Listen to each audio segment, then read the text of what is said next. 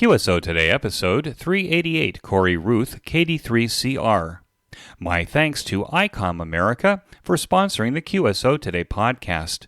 Welcome to the QSO Today podcast. I'm Eric Guth, amateur call sign 4Z1UG, where I demonstrate the diversity and relevance of the amateur radio hobby and its impact on society by interviewing ham radio operators, many of whom played vital roles in shaping our technology through the amateur radio hobby. And while many people might say, ham radio, do people still do that? This podcast demonstrates, through in-depth interviews, just how amazing, diverse, and dynamic the amateur radio hobby continues to be.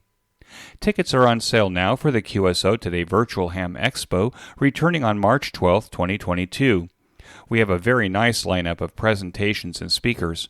Flex Radio is our platinum sponsor, and Elecraft is our gold sponsor. You can get to ticketing by clicking on the Expo banner in this week's show notes page. I'll be sending out a request for volunteers and moderators for the Expo days proper. If you'd like to be a volunteer or moderator, please use the button under the Expo banner on the show notes page.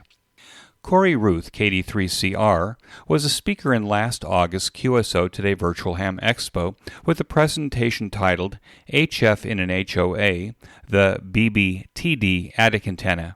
This presentation captured my attention because Corey is a relatively new ham, living in an HOA, an immigrant to the United States, and using an antenna that for all intents and purposes was too good to be true. You will hear in this interview that my conversion from being a skeptic to a believer is complete. I know that you will find this interview with KD3CR very interesting, allowing you to draw your own conclusions. KD3CR, this is Eric 4Z1UG. Are you there, Corey? Hi, Eric. Yes, I am. Thanks so much for having me.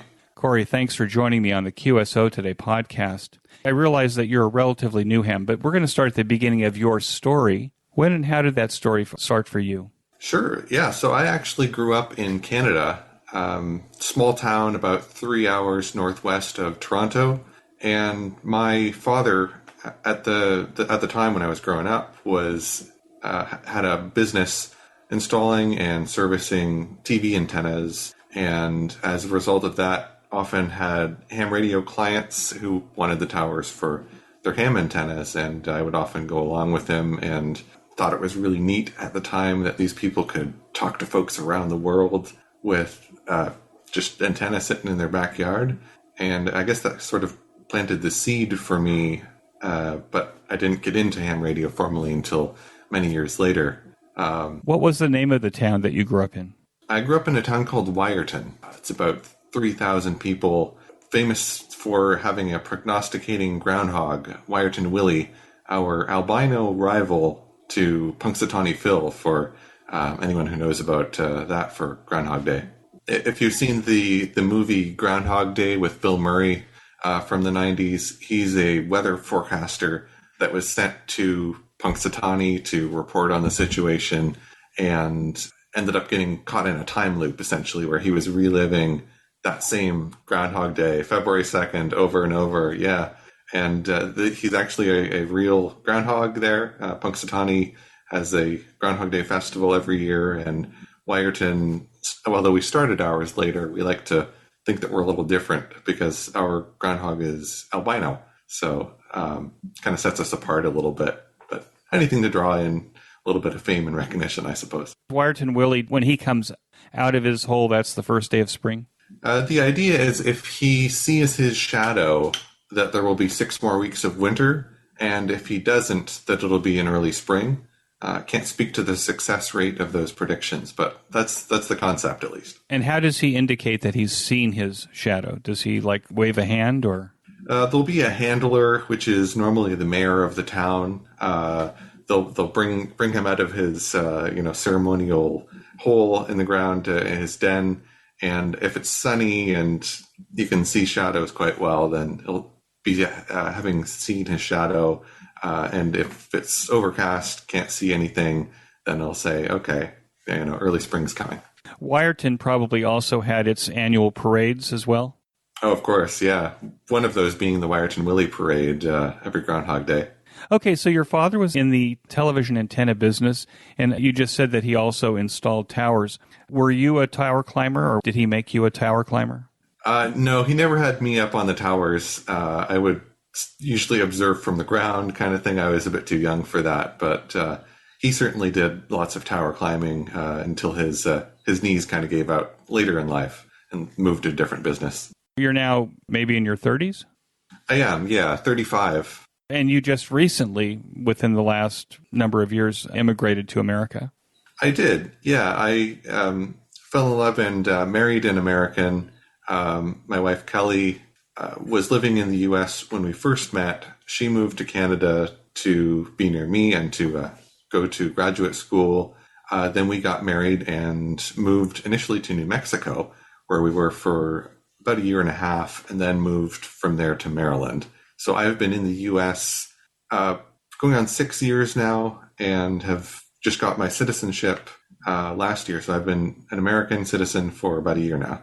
Did you have an interest in technology that came from this business that your father had, or was that also kindling at the same time? Oh, very much so. Yeah. When he moved on from the TV and antenna business, he moved on to computer repair and service. And being a young kid, you're just wanting to find out what's going on. And so I was always watching and asking questions and that type of thing. So because he had that business, we had a computer much earlier than many of my friends and other family, starting with a Commodore 64 and then moving on to IBM PC compatible computers, pre-Windows. This is when DOS and command line was still everything. So learning about it then on the hardware and software side of things, that stuck with me, throughout my life and really originated there. Where did you go to college and what did you major in?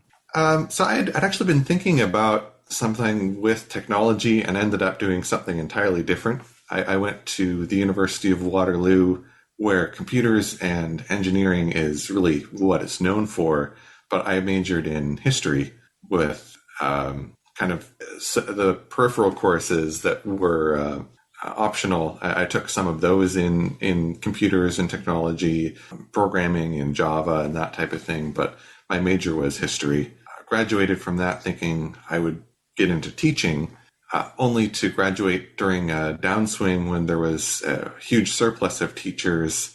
So I tried to get into the military. I applied to the Royal Canadian Navy.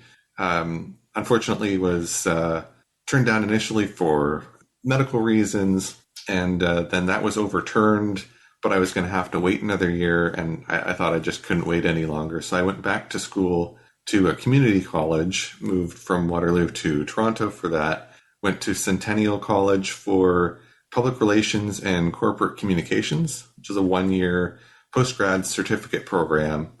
Got into PR from there, and that's what I've still been doing today. But many of my clients over the years were technology clients, mostly consumer technology, but some corporate B2B as well. So I had clients like Xerox, Linksys, Belkin, Sonos. So having that technical interest, technical background, I was able to use that to help explain the technology and the gadgets and the cool products to reporters and to average people as well. Once I moved to Maryland, I got into the corporate side of PR, and I'm working for IEEE, Institute of Electrical and Electronics Engineers. So still continuing that side of being tech adjacent, I guess I would say, in technology, but on the communications side. When you declared your major as a history major at the University of Waterloo to your family and friends, what was their response? I think they were supportive. I think they thought at least that I would probably pursue something in technology, be that computers directly or computer engineering or something like that. At the time, I was pushing back a little bit due to the math requirements. Although I love practical technology, building things. The math courses in high school at least put me to sleep. So I was struggling to relate that aspect of it to my major, and decided, well, why not do something else that I enjoy? And I really loved history, learning about ancient history, ancient Rome, ancient Greece, and then more modern stuff like European history through the Middle Ages and World War I, World War II, the Cold War. I found that stuff fascinating. So I thought, let's study something that I'm interested in and figure out the job part of it later. But as I realized, the history major didn't open up a lot of doors. So that's how I had to try something else. Well, the audience of the QSO Today podcast knows that I reveal this truth every once in a while, and that is I also have a history degree because I couldn't do differential equations to save my life. That's not to say it wasn't a useful degree in terms of writing and communicating. So good for you. Absolutely. Although when I declared my major, I had, with the exception of my wife, I had everybody saying, well, geez, Eric, you're never going to work. You just have to figure out, like you did, that you can work in doing something else, and that the history degree is a great foundation. Absolutely. Being able to write effectively, which a history degree certainly gives you, being able to research with a critical eye, just being able to learn how to learn, which any degree will give you, can be tremendously helpful. We were talking just a little bit before we pushed the record button, and we were talking about the immigrant experience, and I was explaining a little bit to you about my immigrant experience. But tell me a little bit, is there an immigrant experience going to the United States from Canada? You would think that Canada is almost a sister country with almost an identical population. But is that true? And what was your immigrant experience like? Mine was perhaps a little different than many immigrants' experience. As you said, with Canada being almost a sister country or a cousin country, there are a lot of similarities, which may not be true for everyone immigrating to the United States. There are certainly differences, and I think more than many people may realize. But with, I guess, my immigration class, if you could call it that, the people who swore the oath of allegiance with me, I was the only one who came from an English-speaking country. There were a lot of folks from all over the world, and I think no more than 2 from any one country. So we were a diverse bunch. But many people, if you meet me on the street kind of thing, would have no idea in most cases that I wasn't born and raised here. So it's that, I guess, almost invisible immigrant experience in a sense. But I've adapted, quite well. The one thing that would almost give me away would be the Canadian shift in the accent, talking about house, mouse, about those types of things. So I've just subconsciously almost hidden that. So I'll more often now say house and about, and it'll switch back and forth sometimes in sentence to sentence, but that helps to kind of hide things a little more. But interestingly, when I moved here, a lot of folks in Canada, friends and family were, surprised, I guess. Like, oh, really? Why would you move there? Because they have maybe certain thoughts about the U.S. There's always rivalries with regards to sports and that type of thing. And Canada has a very interesting relationship with the U.S. where there's a certain domination in terms of culture and movies and music. So there's a very Canadian kind of pushback, like to say, hey, no, we're unique, and, to preserve that Canadian identity. And with Canada being seen perhaps as more friendly, more welcoming, and a cultural mosaic as opposed to a melting pot, they try to preserve that. But I've I think been able to kind of seamlessly adapt to both worlds. Yeah, I think there's a large number of celebrities that most people would identify as American or from the United States who are actually from Canada. Unless you kind of scratch a little bit harder, you wouldn't know they were from Canada unless it was actually part of their bio, but it's not widely known. Yeah. When I was in high school, I did a student exchange where I spent 3 months living and going to school in Berlin when I was 16. And there would be different people interested in a certain musician.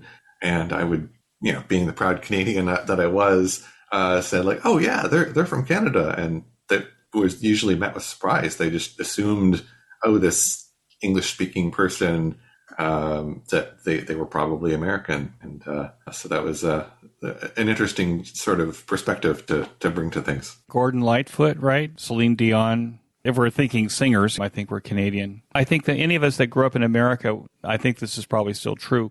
In school, we actually had to learn the Constitution and take a national test on the Constitution. In your class for gaining your citizenship in the United States, what did you have to learn?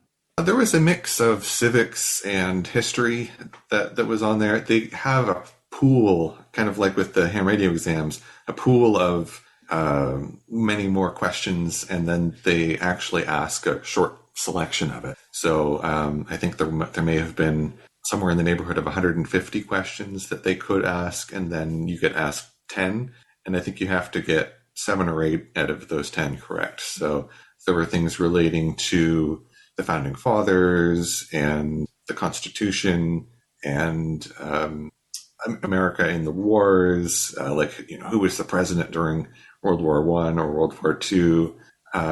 Some of the things were easier than others. Being a history major, the history was generally no problem, but I really had to study to make sure that I would get the civics questions correct, like how many people are in Congress, both in the Senate and in the House.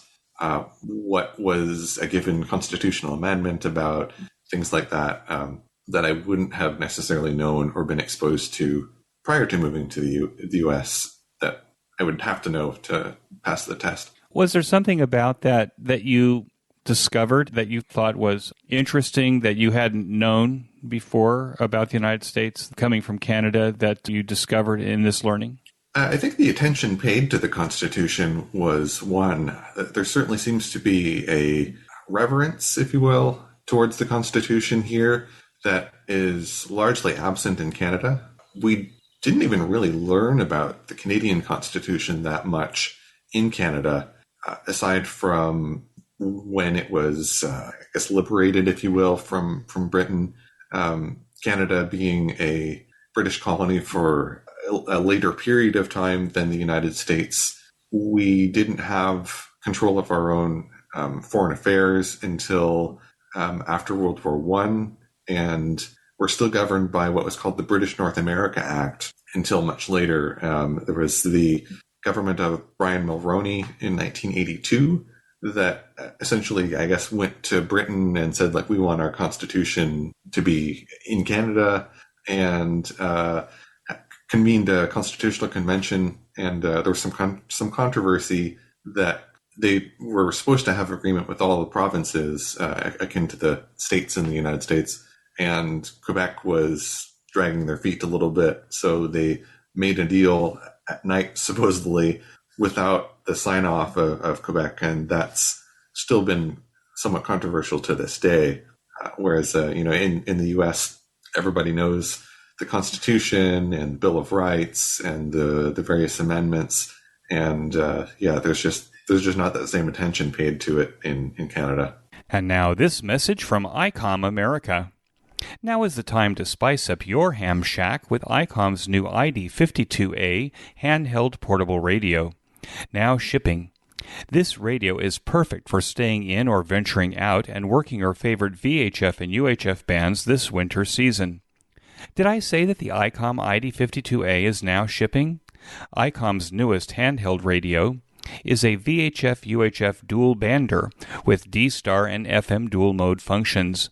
This radio supports conventional FM communications and D-Star simplex, repeater, regional, and worldwide calls over the D-Star Internet Gateway.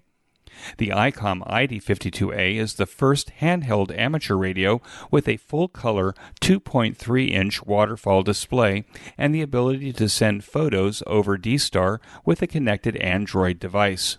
Other ID52A features include a wideband receiver with guaranteed range of 144 to 148 MHz and 440 to 450 MHz. It supports VV, UU, VU, and dual DV mode. It has an integrated GPS GLONASS receiver, including grid square locations. Other features include micro SD card slot, micro USB for data transfer and programming and charging, and of course it is IPX7 waterproof in case you drop it. Be sure to check out the new Icom ID52A at your nearest ham radio dealer, along with a full line of amazing Icom radios. And when you make that Icom purchase, be sure to tell your dealer that you heard about it here on QSO Today. One more note. If you are visiting the 2022 Orlando Hamcation from February 11th to February 13th, be sure to find Icom's booth to see the ID52A up close and personal. And now back to our QSO Today. There is a special reverence for the Constitution of the United States. Here in Israel, it's a very interesting thing. We refer to other countries, Canada as Canada, but in Hebrew, we call the United States Artzot Habrit. It's the land of the covenant. And it's because the United States has a constitution that we call, in Hebrew from Israel, we call the United States Artzot Habrit, not the United States. We call it the land of the covenant. Interesting. Yeah, the Constitution is renowned in the world. Historically, it's probably the second greatest document to the Bible. Who knows? But it has that kind of power. Yeah, it's interesting how different country names are interpreted in various languages and in various countries around the world. I think the USA brand, if you will, has a certain power to it as well, such that when I was on my student exchange in Germany, the direct translation of United States of America was, I think, Die Vereinigten Staaten, but almost nobody used that name for it. It was just called the Den USA, which was just the USA, but the German pronunciation of the letters, because it's just so instantly recognizable. Okay, so how did you find your way into ham radio then, Corey? So I think the spark for that was when I first moved to the U.S. We had gone from Toronto, where my wife and I had been living and working, to northern New Mexico. We moved to Los Alamos, which is a relatively small town, really kind of a company town for the Los Alamos National Laboratory, up in the mountains, fairly isolated, and I knew nobody, moving there. The only person I knew was my wife. And I thought, hey, this would be a good opportunity to try to meet some folks. And I just, remembered having been interested in ham radio, looked up and there was a local club, Los Alamos Amateur Radio Club. Went out thinking, nothing to lose and lots of knowledge and friendships to gain. And I'm really so glad that I did, because they were very welcoming, really took me under their wing as someone who knew almost nothing about the hobby. And I learned a lot that really, even though I was only there for a year and a half, helped get me started in the hobby. And I was, I think, only there about 6 months when the elections were coming up and there was an opening for secretary treasurer. So put my name in the ring and was elected to the position. So I was getting involved very quickly in a leadership role there as well, which I think helped to advance my knowledge of things, the inner working of clubs, like how the club structure works and that type of thing. So I was definitely learning a lot very quickly from them. The funny thing that comes to mind when you talk about volunteering for secretary treasurer is a group of candidates standing in a line in front of the room, and everybody says who wants to be secretary treasurer, and everybody but you takes a step backwards. Yeah. But that doesn't sound like that was your experience. Before we go into the radio club, Los Alamos, New Mexico has a very interesting history, the center of the development of the A-bomb. Is your wife, was she the one that was actually brought there to finish her studies? Yeah, so my wife is a librarian. She got her master's degree in librarianship at the University of Toronto. And then when she had started applying for jobs, had one opening that had cropped up at the Los Alamos lab there, the Los Alamos National Laboratory, and got the job offer. And we thought, hey, what a great opportunity to try something a little different, and certainly had a lot of name recognition. A lot of people know of the lab and of Los Alamos. So we thought, hey, let's do it. Let's go for it. So she was a librarian then at the lab, and I was the tag along. I was fortunate early on when we moved. I had tried to resign my position at my job in Toronto, and my boss, I guess, kudos to him. He was really supportive and still recognized the value that I brought to the company. He asked me to stay on just working remotely for him. So I, time shifted my time to be, I was 2 time zones over to make sure I was present in my virtual office for the 9 to 5 hours on Eastern time. But a lot of our clients, a lot of the reporters we worked with said, months down the line that they didn't realize I had even moved. They just assumed I was in Toronto. So I was able to continue my job, which was helpful because Los Alamos and northern New Mexico more generally doesn't have quite as many public relations and communications jobs as I was hoping. How was the facility? Did you actually have good high-speed internet and stuff like that in Los Alamos?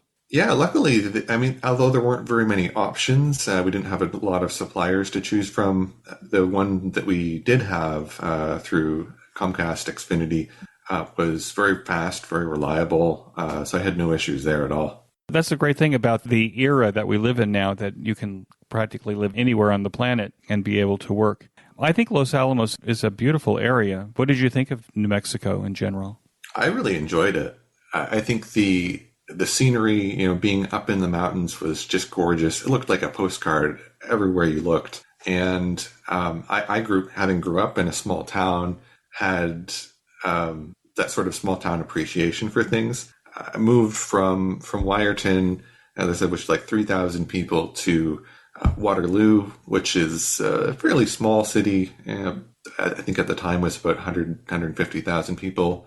And from there to Toronto, which is a couple million people, and found that as you got larger in this city or town size, you tended to know fewer people and everything seemed to get faster. So in the small town where you're separated by such a small amount, even if you don't know the person, you probably know someone that they know. So everyone's always so willing to help and, stops to say hi and that type of thing. Where in the bigger cities, everyone's just in a hurry to get where they're going. And I found that I didn't have as much of a sense of community in the larger cities, the megalopolises. So getting back to Los Alamos in this small town, it was interesting that, just walking down the sidewalk, people were saying hi. And I had missed that, I think, from my times in Wyerton. That's a really great thing, I think. I also live in a small town and know everybody here. The reverse is true. They know all of us as well, so it's kind of like there's no secrets. Let me just ask, the Manhattan Project was the atom bomb project there during the 40s. That was the product of the Los Alamos labs there. Is there any remnants or any historical artifacts from that period that still exist in Los Alamos? Yeah, they actually have a really nice museum in Los Alamos. I believe it's called the Bradbury, where they have a number of artifacts that you can, get up close and personal with from the early era and into the kind of middle era of the Cold War, mostly. Obviously, a lot of the newer stuff would be, still classified, but it was really neat going through and being able to see that from a history standpoint, but also from the science and technology standpoint, and just what they were able to do, in the 1940s in an area of the country that at that time was even more remote than now. I mean, we think of Los Alamos and northern New Mexico as being a somewhat remote place now, but at the time, there was basically like a horse farm. It was a ranch for children, like a summer camp type of thing. And so there were no really good roads up to there. And I guess part of that was the point that it was going to be less vulnerable for espionage and that type of thing. But just fascinating seeing that. So at the time, it wasn't the end of the world, but you could see the end of the world from there. That's a good way of putting it, yeah. I want to take a minute to tell you about my favorite podcast, the Ham Radio Workbench Podcast, with George, KJ6VU, and now joined by Rod, VA3ON, Mike, VA3MW, Mark, N6MTS, and Vince, VE6LK.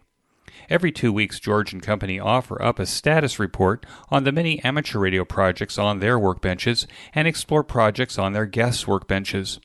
This group is project active and prolific, covering many technical areas of amateur radio.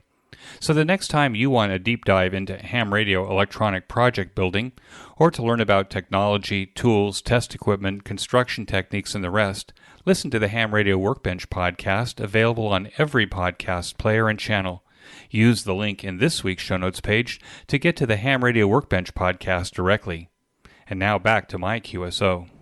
Okay, so let's go back to the Los Alamos Amateur Radio Club. Before we started, we were talking a little bit, and I was saying that what I'm interested in when I'm talking to a ham who's young, admittedly you're young, and who's been in amateur radio for a short period of time, but you were probably in your late 20s, early 30s when you were first licensed. What did the club do right? What did they do to hook you? Because I think we hear sometimes that amateur radio clubs may not be as welcoming. What was the right thing they did that kept you going? Yeah, I would say that they welcomed me and treated me as an equal right from the get-go. I think there can be a reputation in the amateur radio community of gatekeeping and of treating newbies as maybe like somewhat lesser, that like, oh, you don't know this, you don't know CW, that there's somehow, a bit of an elitism there. Whereas the folks at the Los Alamos Club just welcomed me with open arms, and were very receptive to questions. They didn't look down on me for asking questions, rather, the opposite. Thought, it was great that I had such an interest. They were very generous with their time and with their equipment too. I mean, when you're fairly young, starting out in your career, don't have a lot of money, and especially when you're looking at HF, it can be a bit daunting thinking, gosh, I'm going to have to come up with all this money for a rig, and then trying to set up for an antenna and all this, and where do you even start if you get the quote unquote wrong radio? Then what do you do? Like, it was very daunting. So a lot of them had extra gear that they were like, here, if you're interested in it, it's just sitting in my shed or in my closet or whatever anyhow. So they were really, from a technology standpoint and from a knowledge standpoint, encouraging me and helping me get deeper into the hobby. What was the first thing they did to kind of bring you towards the license? I think I hadn't reached out to the club prior to wanting to take the license test. So I had looked up the fact that they were there and offering testing sessions. I had bought the ARRL's technician class license book and was studying from there. And then, so the first time I met them was when I showed up for the session. And from there, when I took the test and passed it, they told me some information about the club. They said, hey, our next meeting is coming up, whichever day. We'd love to have you come out and, meet us and meet the rest of the club, the rest of the group. And if you're interested, to join. They certainly weren't, pressuring or anything, but I was more than receptive to join the community and to learn more about the hobby through them. Were there other people also taking the test at the same time? There were, yeah. It was, as we said, about a small town, but I think overrepresented in terms of technically leaning people because of the amount of people who were there for the lab. So we had, I want to say probably 8 or 10 people who were writing the test at the same time. I would say in terms of age, I definitely skewed to the younger end of it. We had maybe 1 or 2 others about my age, and then a number of others who were a bit older. But I think the club membership at large was, generally speaking, probably like late 40s upwards from there to, retirement age and beyond. And how many of those people taking the test at the same time, how many of those also became active in the club? I would say probably about half at least came out to some meetings. Two or three of the others ended up joining the club. Not everybody remained a member, whether they moved or maybe lost interest. I'm not entirely sure. But yeah, there weren't too many who stayed on. What was the first rig that you had as a technician? And did you have somebody there in the club also helping you to put that first rig together? The very first one was an HT, a handheld that I bought. When I got my license, part of the license package that I got in the mail was an advertisement for, it was a TDX1 radio, which was a Baofeng variant that I guess was taken and debugged and amended by a company in the U.S. So that was the first one that I had. But the first kind of real radio that I got was Yaesu 857D, which was one I was really looking at and admiring because it was an all band, all mode. I thought, if I'm only going to be able to afford one radio, especially to start, this seemed like it would kind of do it all. And so I was asking the various club members, what they thought about it, that I was leaning towards it. And Bill Bodeker, an M5BB, one of the club officers at the time, said, hey, I've got one of those that I haven't even used or touched in probably 15 years. Would you like it? So he gave it to me along with a number of other pieces of equipment, and I was floored by his generosity and really appreciative. So that was a real radio that I could use to explore HF. Now, did he or any of the other members help you get that on the air? You have this radio, this gift of this beautiful radio. Did you know what to do? Did you know how to prepare the coax or to hang the antenna, or did you have help? I think he and some of the other club members had explained some of the basics. And when I brought it out to field day, our first summer field day, they kind of helped get things going with that, as well as learning from the other rigs that others had brought, some of which were quite a bit more elaborate and more expensive. There was a couple of people had Elecraft, I think K3s. The living situation at the time, my wife and I were in an apartment, so we didn't have access to be able to put up much in the way of antennas at home. So I had bought a buddy pole based on some recommendations from some of the others at the club. They had explained some of the aspects for that, and then I could take it to just like a local park, set it up there, and try to get on the air, or clamp the buddy pole to our balcony and get some limited operations from there. We had a 2-meter net every week, as well as a 10-meter net. And even just set up on the balcony, I was able to get into that. So I was happy being able to at least get started. How satisfying was the VHF UHF portable as a first radio? I think my initial impression was that I wished it could do a little more. At the time, I think I was not really understanding as much about the antenna side of the equation. From most things in tech, you kind of expect that when you buy it, it's set to go, and take it out of the box and you can use it.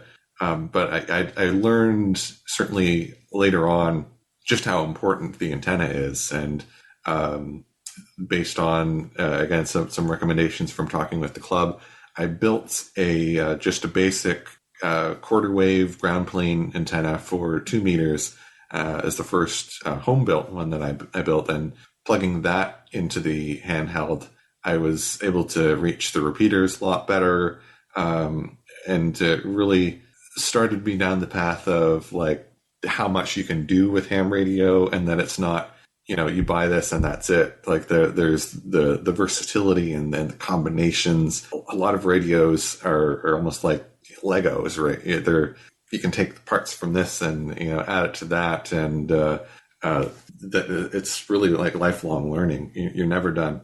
Oh, that's certainly true. When did you get your license upgrade? So I upgraded from technician to general, I think about 6 or 8 months afterwards. So I went for that upgrade very quickly, and was then able to start getting into HF. It was probably another 6 or 8 months after that I tried for the first time for my amateur extra class, the top grade of license in the U.S., and was not successful on that one. I was trying to cram to be able to write the test at the local Hamfest down in Albuquerque, and so I was on a bit of a time crunch, and didn't do as well as I had hoped. I didn't miss it by that much. I think 5 questions or so out of 50, but it was not long after that we moved. So with a new job and a new city and adjusting to all of that, the upgrade took a bit of a backseat for a little while. And so it wasn't until about 2 years ago, actually just before the pandemic, I think it was March 2020, that I got my amateur extra class finally. What was your first call sign? The first call sign I had was KG5PXQ, which was a bit of a long one, and particularly, as I later learned, particularly long for CW. I thought I'll keep that one for now, and then when I get my extra class, I thought that's when I'll go for the vanity call, and went for KD3CR was my top choice, and got it. My wife is Kelly Durkin, or Kelly Durkin Ruth now. So it's kind of combination of our two initials, Kelly Durkin 3, Corey Ruth. So I kind of like the idea of that. Does Kelly Durkin Ruth, does she have a license yet? She doesn't. No, I've kind of suggested it or hinted it a few times, and she's not wanting to get into that. She said she's happy that I have this hobby that I enjoy, and is supportive of that, and has gifted me some nice amateur radio related equipment and accessories over the years, but she's not really interested in getting licensed herself. Did you have some expectations as a person who is now using or has been using a smartphone for a number of years and cell phones before that when you pulled a radio out of the box, that it would work like that? I think there was a bit of that, yeah. There's a lot in the tests, for getting your license as to maybe some of the technology behind things, how radio waves work and that type of thing.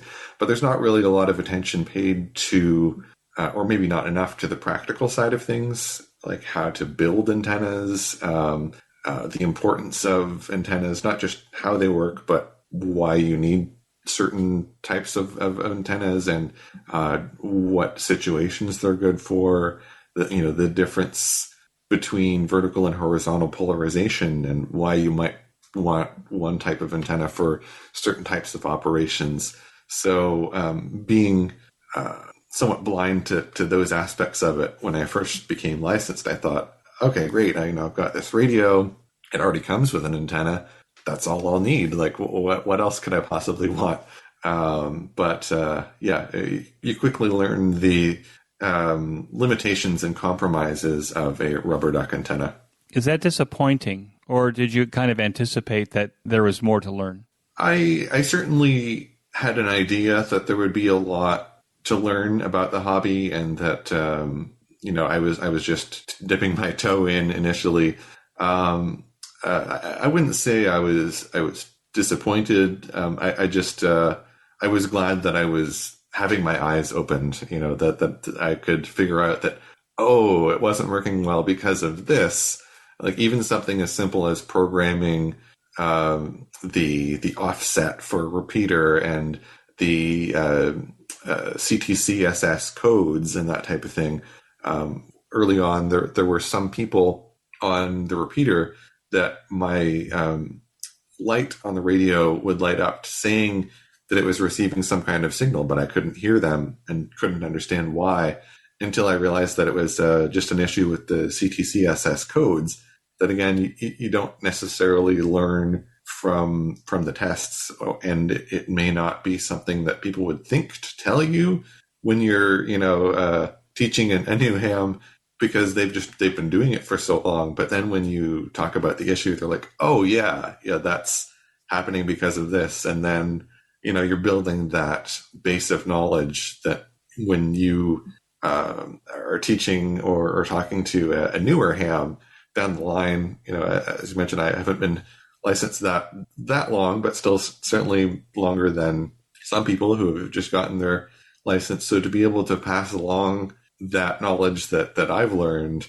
or in the bit of experience I've had, has been rewarding, and I've been glad to be able to return the favor that was given to me. What's the current rig? My current main one is an Icom IC7300.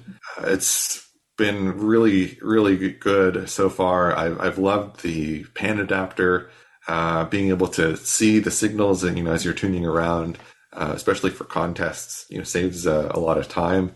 And the filtering on it has been much better than on the 857. So I'm able to hear more people, pull more people out of the noise, so to speak. I do still use the 857, but have that as my portable rig. So I'll take it out with a battery and a solar panel, and usually like an end-fed half wave, toss that up into a tree, and be able to work from the park or for field day. We will return to our guests in just a moment. A new way to show your support of the QSO Today podcast is to buy me a coffee. I consume gallons of coffee to create this weekly podcast. Invite me for coffee by pushing the yellow button, Buy Me a Coffee, on the QSO Today show notes page.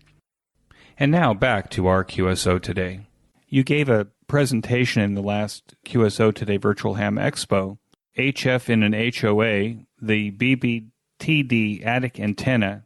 So could you just explain a little bit what that BBTD Attic Antenna is and what the situation is that you have where you're living now? Sure. Yeah. So I've been in a townhome here since we moved to Maryland. And of course, before that in Los Alamos, I had an apartment. So I've been curious about stealth antennas for a long time. And it seemed like generally the kind of go-to people say, or half joke, is that what's the best antenna for a situation like that, and people say like move and put up a full-size dipole or something, which of course is tremendously helpful and gets back to the gatekeeping we had talked about. But I was just thinking like there has to be something that's going to work for situations like this, and certainly I'm not the only person who's in an HOA or a similar compromised environment. The buddy pole that I bought for portable operations uses the loading coils, and you have to manually tap them, and the bandwidth for it is quite low, and the efficiency is quite low, which seems to be kind of a recurring theme of these compromised antennas. But just kept researching, kept looking, kept seeing like what's out there.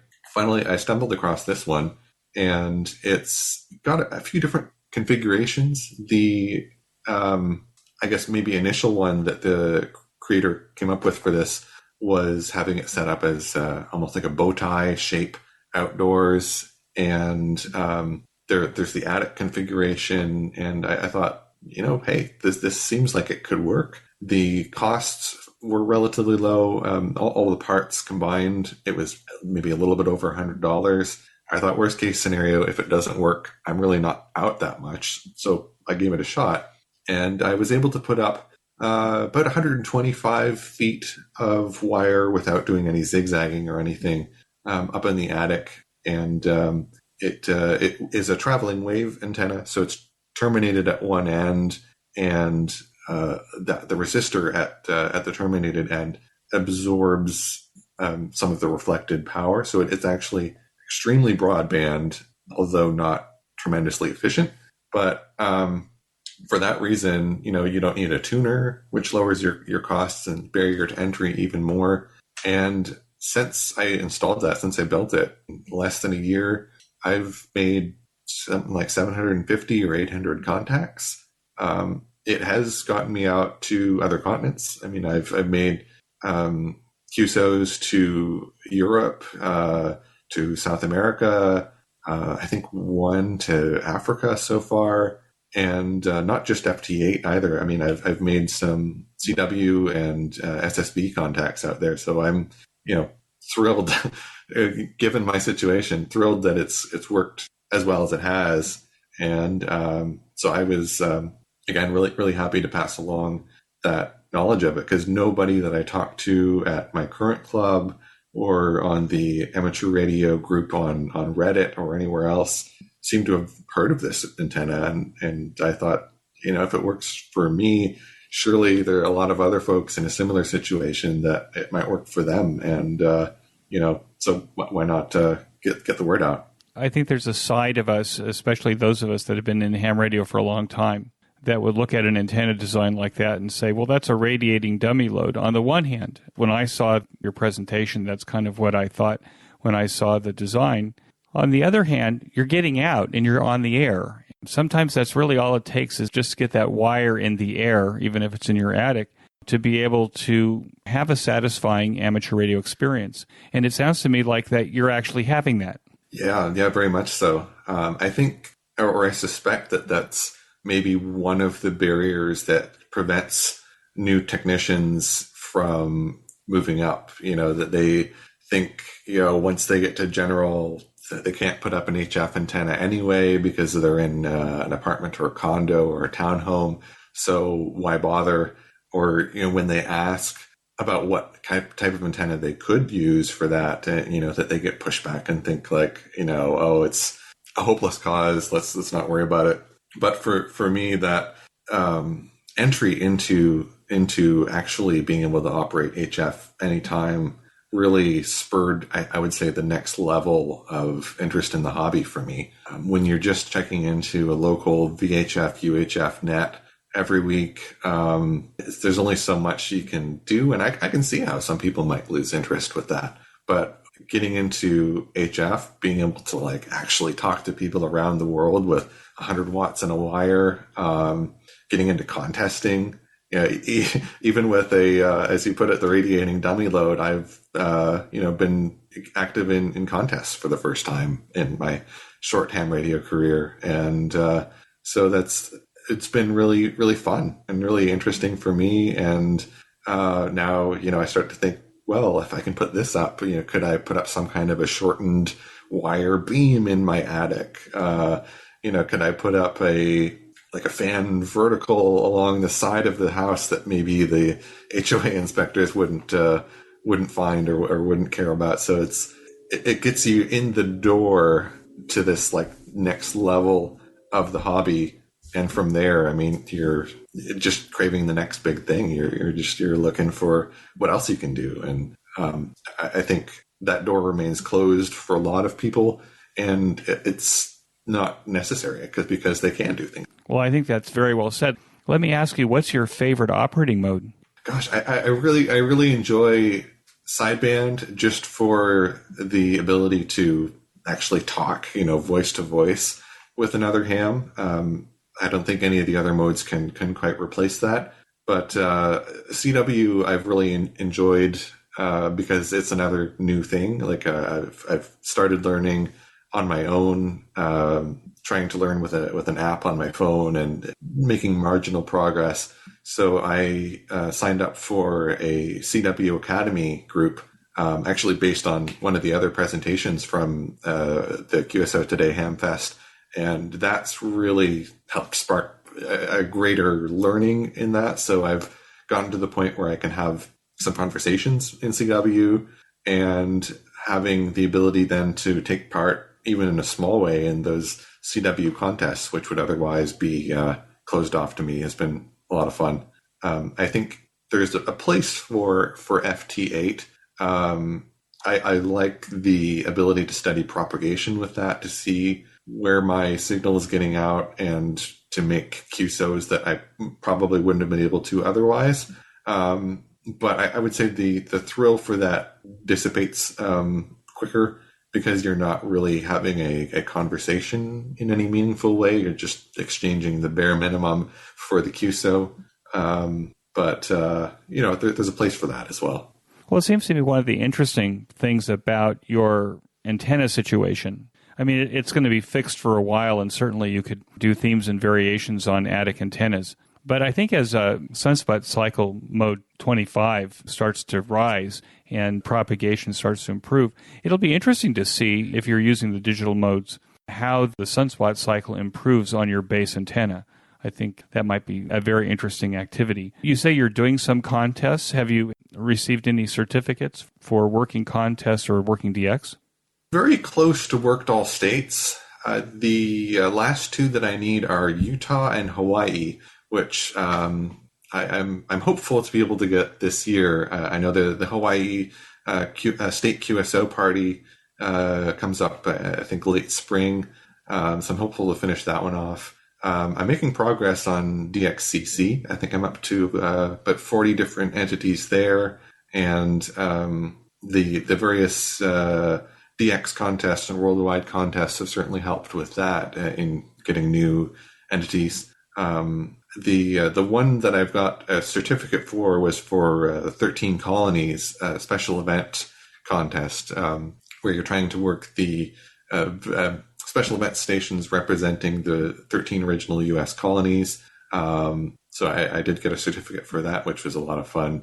But I'm looking forward to being able to earn more of those. Like once I get the worked all states mixed, being able to do it on different bands and different modes. So that's definitely a driver for me. What excites you the most about what's happening in amateur radio now? I think the biggest thing is just how much you can do with the hobby and how that continues to grow. It's certainly a reputation in amateur radio that it's this maybe stodgy hobby, and people think that it's really just the voice and CW, but the digital modes are really neat, and a lot of people who aren't hams don't realize that you can do things with computers for that. Things like satellite operation, moon bounce, APRS. There are so many things that you can do that there's really at least something that would appeal to just about anyone. And I think that's really neat.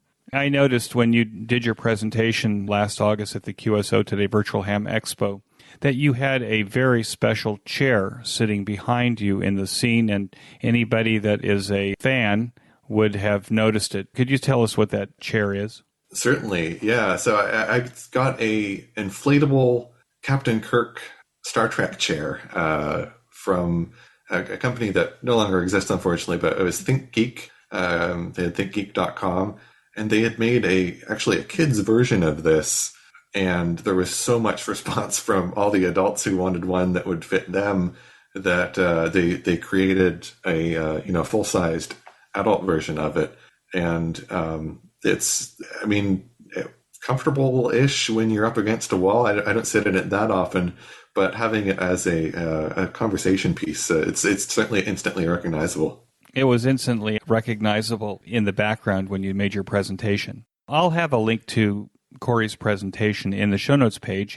It's online, so you can go and you can actually watch it on our Vimeo channel. And this is always the last question at the QSO Today podcast. But I'm thinking here that you're an amateur radio success story as a new ham. And I think you're doing so many things right.